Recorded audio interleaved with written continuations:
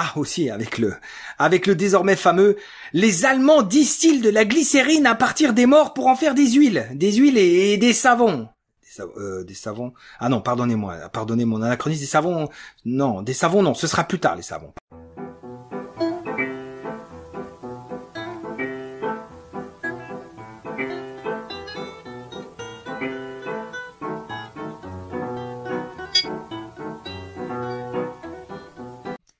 Mesdames, mesdemoiselles, messieurs, bienvenue, le livre est une arme.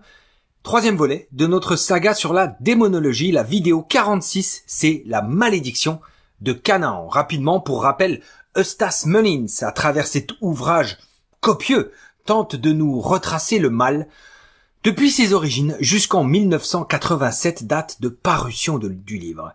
Cette troisième période plus américano-centrée, on va dire, que les deux précédentes nous emmènent de la Révolution américaine jusqu'à la guerre froide, donc avant la chute du mur de Berlin. Vous vous nourrirez dans cette vidéo exclusivement des pensées de l'auteur, c'est-à-dire de l'essentiel, le plus fidèlement possible, entreprise hautement difficile eu égard à l'enchaînement d'informations et de détails historiques qui jalonnent l'ouvrage. Voilà pourquoi l'acheter me paraît très pertinent, même si la majorité des idées vous seront dites.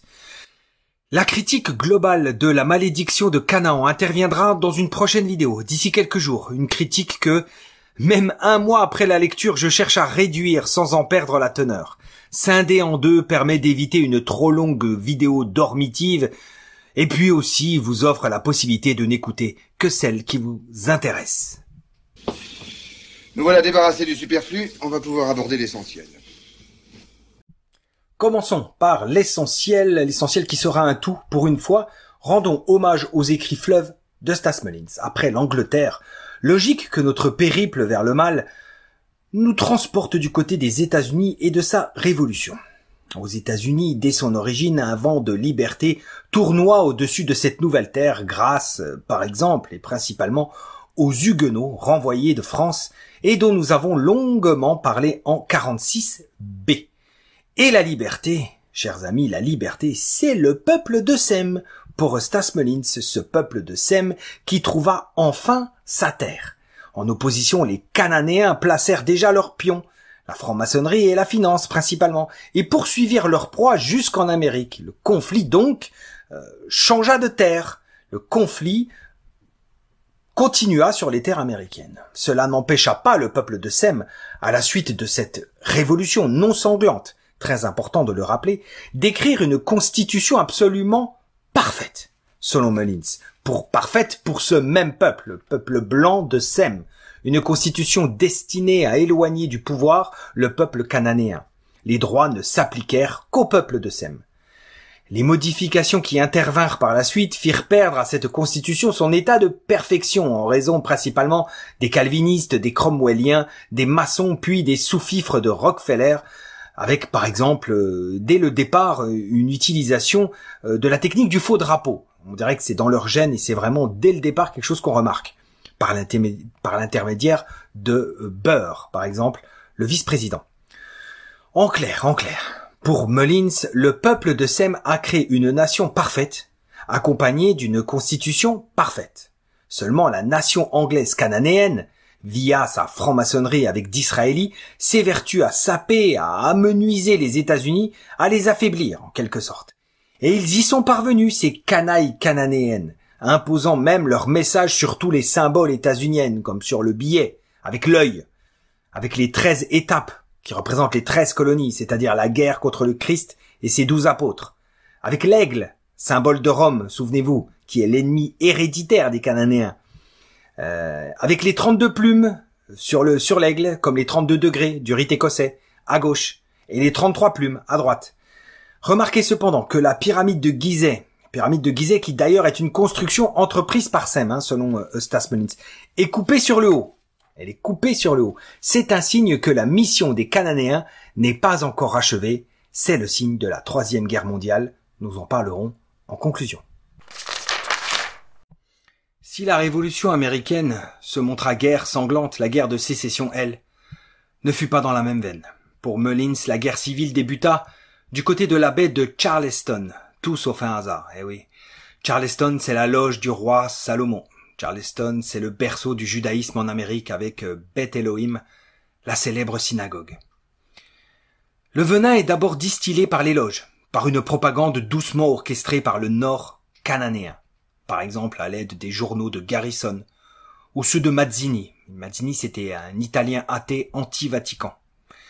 Un homme comme Quitman, par exemple aussi, instaura le rite écossais dans le Mississippi envoyé par le Nord, un rite dans lequel ce frère atteindra le 33e degré en 1848 et devint ainsi le maçon le plus influent de tout le Sud.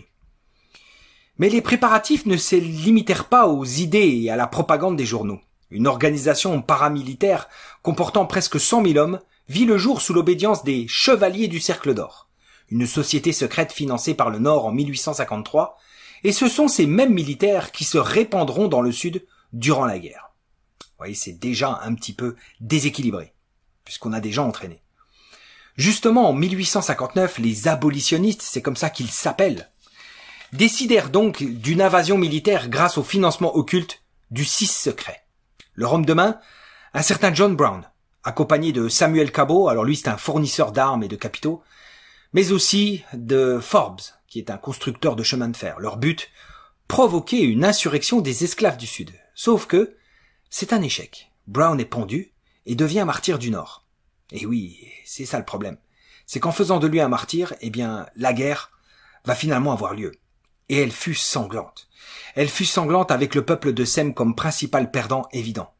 Et cela prit fin en 1865. Bon, le pays qui était destiné à être coupé en deux, à être partagé entre les deux frères Rothschild, ne le fut pas grâce à l'intervention russe par l'intermédiaire de l'amiral Popov, ce qui, selon Mullins, expliqua la future vengeance des Rothschild à l'égard du tsar. Nous en reparlerons un peu plus tard. En tout état de cause, le Sud est ravagé, laminé, délabré, affamé même. Plus facile ainsi pour Lincoln de proclamer ce qu'on appelle l'émancipation, saluée par les maçons du monde entier, dont Garibaldi, qui proclama à Lincoln « Nous vous saluons, fils de Cham racheté ». Et surtout, le peuple de Sem perdit sa constitution, dont nous avons parlé, cette constitution parfaite, remplacée par les amendements cananéens. Tout ça malgré le veto d'Andrew Jackson et subissant une occupation militaire jusqu'en 1877. Donc la guerre est terminée, mais pourtant le Sud subit une occupation militaire par le Nord et c'est ce qui permit justement de faire passer ces amendements hautement contestables. Le Sud fut dépecé de sa richesse, c'est-à-dire de ses esclaves et de ses terres. Il perdit ses terres vendues aux Cananéens du Nord en guise de dette, et dette d'ailleurs dont le Sud fut criblé à partir d'un certain moment. C'était pour le mettre en position de soumission, de mise au pas. C'est une mise au pas. Pour couronner son argument implacable, Stas Mullins nous gratifie de l'exemple d'un certain Franklin Israel Moses. Alors lui, c'est un col roulé, hein, évidemment, ça c'est certain. Le gars fit sa carrière dans le Sud durant l'occupation militaire, soit de 1868 à 1877. Puis il se gava. Il se gava. Faux bulletin de salaire pour employés de l'État, pot de vin de tous les côtés. Il dépensa des millions de dollars actuels, par exemple pour un manoir. Évidemment, il fut repéré et mis en examen, mais la crapule s'enfuit en 1878 dans le Nord où il mourut, du côté de Boston, je crois, en 1906, sans jamais avoir été condamné. Vous voyez que l'impunité régnait pour ceux qui ont commis des crimes dans le Sud. Cette période d'occupation militaire est connue. Elle est enseignée aux États-Unis sous le nom de reconstruction, une période où le crime régnait en maître, une période assurément cromwellienne, une période de pouvoir absolu assumé, où 3 amendements furent ratifiés de force sous la loi martiale. De quel amendement parle-t-on? Que contiennent-ils? Alors c'est le 13e amendement, qui est la fin de l'esclavage, c'est le 14e amendement, qui est la modification des exigences en matière de citoyenneté américaine, ça c'est un coup de main à la franc-maçonnerie, qui n'est pas d'obédience américaine, et c'est le 15e amendement qui modifie les procédures de vote. Donc, selon Mullins, ces 3 amendements, aujourd'hui, à la fin du XXe siècle, sont caducs, sont invalides, puisque passés sous la loi martiale. Et quel exemple plus flagrant que l'État de Virginie pour illustrer cette Amérique à genoux devant la maçonnerie, cet État vaincu par les maçons et envahi par leurs richesses les plus sales. FBI, CIA, Régie des alcools, Département des impôts y ont leur pénate. Bref, une impressionnante bureaucratie fut créée par le sénateur Byrd, un agent Rothschild ayant accès à la caisse noire des deux sous-traitants Rothschild justement, la JP Morgan et la Kuhn, Loeb & Co. Le fléau Byrd, comme on l'appelait, c'était un peu la quintessence de tous les mouvements maçonniques agglutinés au même endroit. Les Lazare, les Meyer, les Lehman Brothers, et même Lyndon LaRouche, pour ceux qui le connaissent, ce qui m'a fait un petit peu sourire. Oui, rappelons que nombre de J firent fortune, ou augmentèrent leur fortune peut-être plutôt, durant la guerre de sécession en jouant les intermédiaires entre belligérants nord-sud. Notre vidéo 13 en avait déjà longuement parlé. Selon Mullins et un certain révérend Morse, l'État de Virginie était tenu, dès sa naissance par le Grand Orient de France. Mais attention, pas par la France, par le Grand Orient de France. À la fin du XVIIIe siècle, Edmund Randolph, le gouverneur de Virginie devenu tristement célèbre, démontre cette théorie. Soutenu qu'il était par l'Angleterre maçonnique, il œuvra et manipula pour créer un gouvernement fédéral, en somme une entité maçonnique au-dessus des États américains. Donc vous voyez le rôle joué par cet État de Virginie dès le départ, il est tenu par la maçonnerie. En 1793, l'ambassadeur français Edmond Genet, une sorte d'illustre illuminé, se comporta en homme conquérant, sûr de son fait, lorsqu'il fut reçu à la loge mère de Charleston. Alors là, c'était des orgies en veux-tu en voilà, des banquets et tutti quanti, distribution de bonnets phrygiens à la clé. Vous avez vu le tableau. Il avait des objectifs militaires dans le sud, des États-Unis, que Randolph d'ailleurs ne désira pas contrecarrer. Ce qui prouve bien son allégeance. Genet, le Girondin, malheureusement pour lui, fut remplacé par Joseph Fouché. Et des documents relatant des transactions financières entre Fouché et Randolph furent découverts. Ce qui poussa donc Randolph à démissionner. Et grappes d'affaires de détournement de fonds le concernant virent le jour. Cependant, aucune inquiétude judiciaire pour lui. Soutenu par tout un réseau maçonnique, sa carrière prit un nouvel envol en tant qu'avocat réputé défendant les pires criminels. Petite incise. Le testament de Canaan, ajoute l'auteur, donne le droit aux avocats de ne jamais dire la vérité, comme les criminels. Un système judiciaire ancré dans le mal, issu du livre de droit hindou Manu, le monde entier est maintenu en ordre par la punition, c'est-à-dire tout l'inverse de la loi de Sem. Voilà la pensée judiciaire à l'heure actuelle, puisqu'elle est tenue par les Cananéens, nous dit Stas Mullins. Le but d'un tel système, c'est vraiment, je le redis, d'ancrer le mal dans une sorte de cercle vicieux. C'est-à-dire, ordre public non respecté donne climat délétère, donne climat angoissant, donne perte de confiance, donne pessimisme, donne désespoir. Si jamais cela vous rappelle quelque chose, vous pouvez le dire en commentaire. Évoquons dorénavant les deux guerres mondiales qui servirent de génocide contre le peuple de Sem, réduisant sa démographie. Des sacrifices humains à grande échelle en quelque sorte. Alors comment Canaan, comment Rothschild purent téléguider les nations pour les pousser à la guerre fratricide bien souvent, mais surtout ignoble? Eh bien c'est grâce aux banques centrales, nous rappelle l'auteur, des banques centrales dans chaque pays et qui poussent à l'armement au nom de la croissance économique.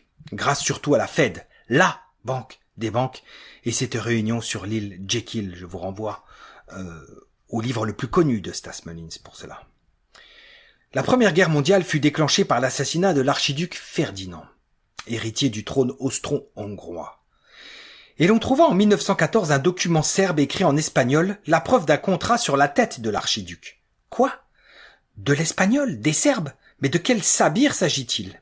En fait, pour être plus précis, il s'agissait d'une langue appelée ladino, une sorte de judéo-espagnol, parlée par les J après leur expulsion d'Espagne en 1492, et qui a qui a débarqué dans le Caucase, par exemple chez la puissante communauté J de Salonique, dont font partie un certain Manuel Valls et Sarkozy.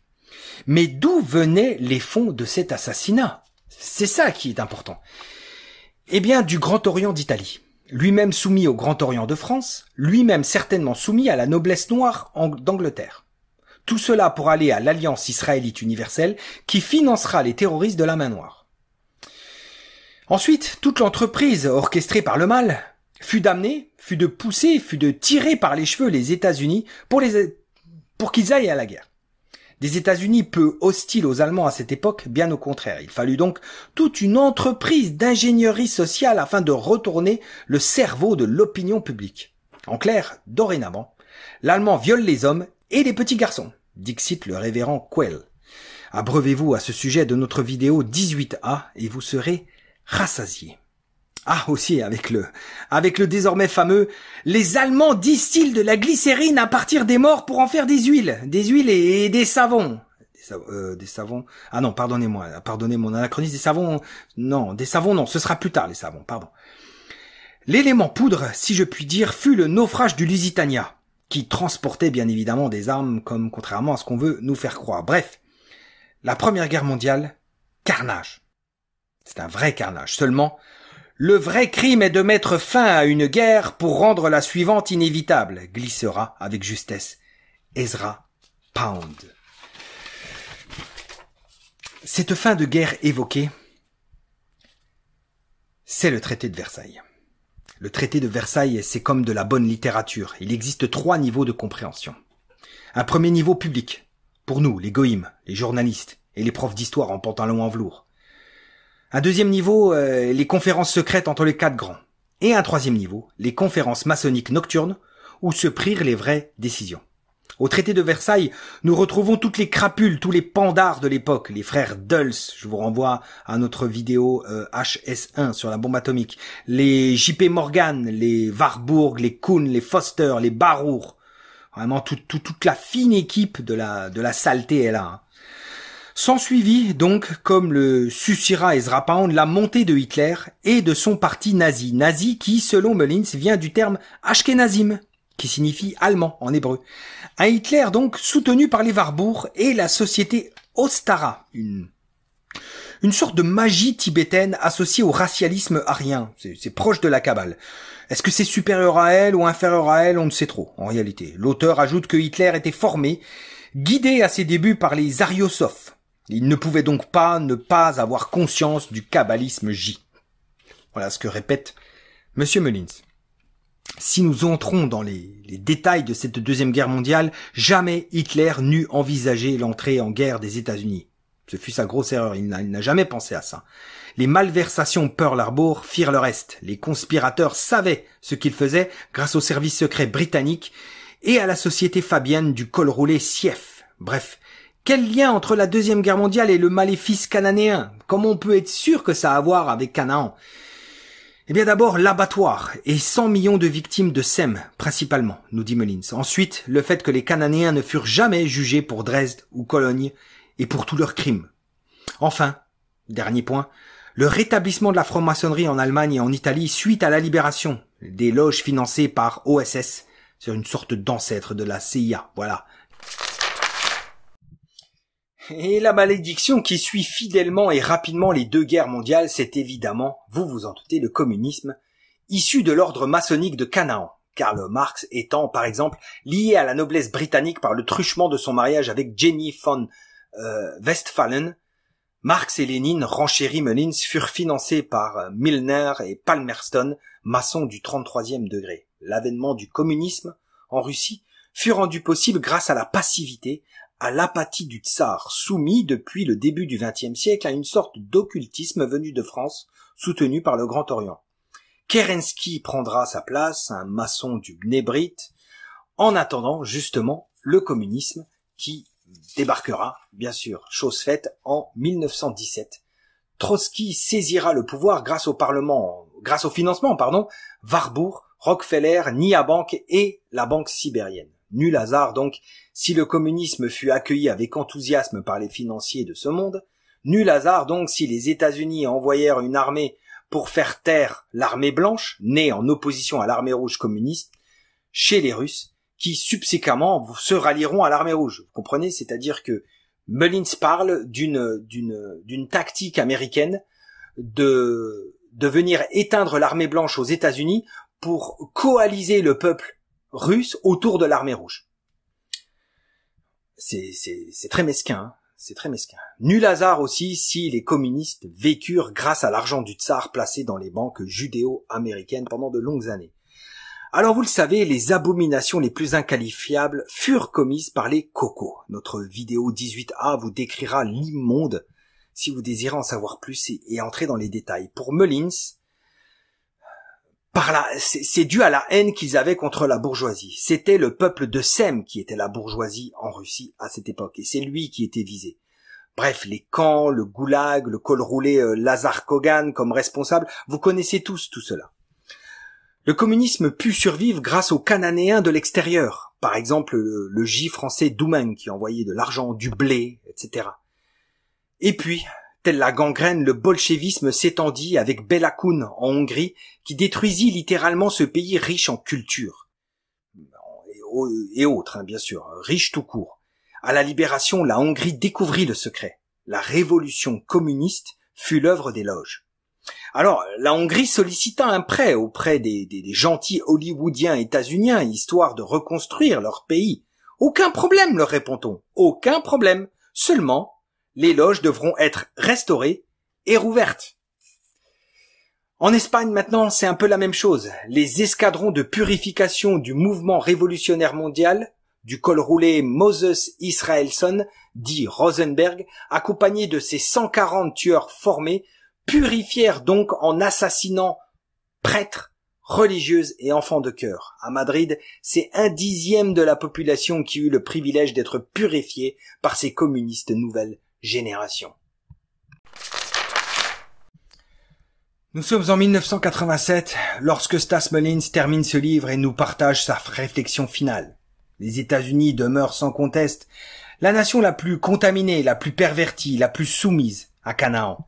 Littéralement, le peuple états-unien travaille pour Canaan en finançant Israël, en démantelant l'industrie créée par Sem, en finançant le communisme dans le but d'éviter que le peuple le renverse, en étant soumis aux médias, aux loges, à la noblesse anglaise et à l'art abstrait diffusé par les Rockefeller parce qu'il est la représentation moderne des cultes du monde ancien, principalement Baal, et aussi parce qu'il permet d'avilir le peuple de Sem, de l'humilier, lui qui domine justement le monde ancien. Stas Mullins prophétise aussi le plan Nahama visant à exterminer le peuple de Sem. En gros, il dit que un jour, plusieurs fois, ou une seule fois, je ne sais pas, les médias et les autorités politiques prétexteront, à la suite d'un danger factice qu'ils auront créé eux-mêmes, protéger le peuple de Sem en le confinant, on va utiliser ce mot, confiné, dans des endroits sûrs, par exemple des écoles, des auditoriums ou des gymnases, par exemple pour l'Europe, là où en réalité le peuple de Canaan viendra l'exterminer à coups de machette grâce aux immigrants anti-blancs, anti-sang bleu. En attendant ce plan ultime, toute une ingénierie sociale s'abattra sur le peuple de Sem, nous dit Mullins. Le mensonge du sida, le mariage des garçons coiffeurs, les drogues diverses. Mais l'élément le plus prégnant qui tient le peuple de Sem, c'est la promesse. La promesse, c'est-à-dire une manipulation religieuse orchestrée par certaines branches protestantes maléfiques, financées par le gouvernement. Et si elles sont financées, c'est qu'elles ne disent pas la vérité. Si elles disaient la vérité, il n'y aurait pas besoin d'être financées. C'est une fausse doctrine selon laquelle ce ne sont pas les gens de Sem à qui Dieu a fait sa promesse, mais plutôt à la progéniture de Canaan, c'est-à-dire ceux qui vivent sous cette malédiction de Canaan. Cette nouvelle doctrine martelée à coups de propagande quotidienne pousse donc les États-Unis à soutenir le peuple d'Israël, car Dieu leur a promis la terre. Tout cela prôné principalement par les évangélistes, une sorte de mouvement parrainé dès son naissance par Lord Shelburne, un homme des services secrets britanniques et impliqué d'ailleurs dans la Révolution française. C'est donc un mouvement aux idées collectivistes, les évangélistes, importés en Angleterre par Saint-Simon et Dumont, deux penseurs français, collectivistes dans le but de prendre aux aristocrates terriens pour donner à la classe moyenne. Chaque personne est le meilleur juge de son bonheur, disait d'ailleurs un turiféraire évangéliste, Jérémy Bentham. On dirait une Instagrammeuse. Chaque personne est le meilleur juge de son bonheur. Seulement, et nous terminerons là-dessus, le véritable message du Christ fut abattardi. Si vous êtes du Christ, vous êtes donc la descendance d'Abraham, héritier selon sa promesse. Si vous êtes du Christ, la promesse s'avère claire. Cela exclut donc les Cananéens qui ont pris possession d'Israël, les vrais antisémites. Dieu ne restera pas inactif, nous dit Mullins. Sa colère s'exercera contre les Cananéens et contre le peuple de Sem, qui a permis ce blasphème. Que jamais, de France, ne sorte la gloire qui s'y est arrêtée. Mes amis, à très vite.